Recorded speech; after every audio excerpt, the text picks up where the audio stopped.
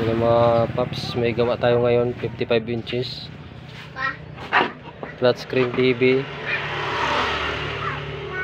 brand Diban, 49 inches. Issue nito mga paps, backlight. Kung isaksak mo, pagbukas mo, maaninag mo lang yung LCD nya, madilim. Kaya papalitan natin ng backlight bago yung ipapalit natin. Palitan natin ng bago.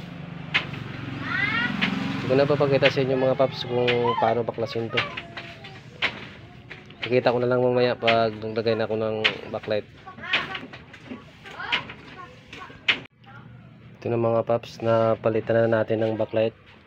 Bago lahat yung pinalit natin. Ayan o. Kasi yung original nito, ayan yung original nya, yung mahaba, pinalitan natin ng bago lahat kasi back job to eh. Kasi dati wala pa akong bagong pampalit, ngayon mayroon na. Kaya pinalitan ko na ng lahat ng bago para wala nang pabalik-balik, para magtagal naman yung gawa natin. Wawiringan muna natin itong mga paps. Ito na pala ang backlight na pinalitan natin. Okay na. Ayan o. Ilaw na siya. Bago lahat yan mga guys, yung pinalit natin. 49 inches ito. Yan. Yan ang ilaw sa loob ng touchscreen or LED na TV.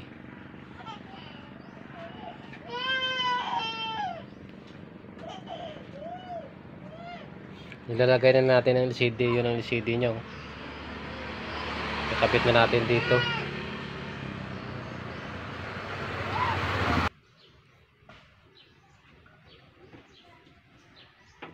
Ito na mga paps, okay na. Nakakabit na natin ang LCD na. Testing ko na rin. Ayan.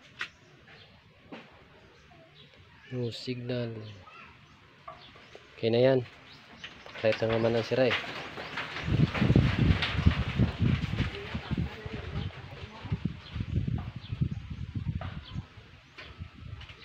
Salamat sa panunood nyo. Paki-follow naman.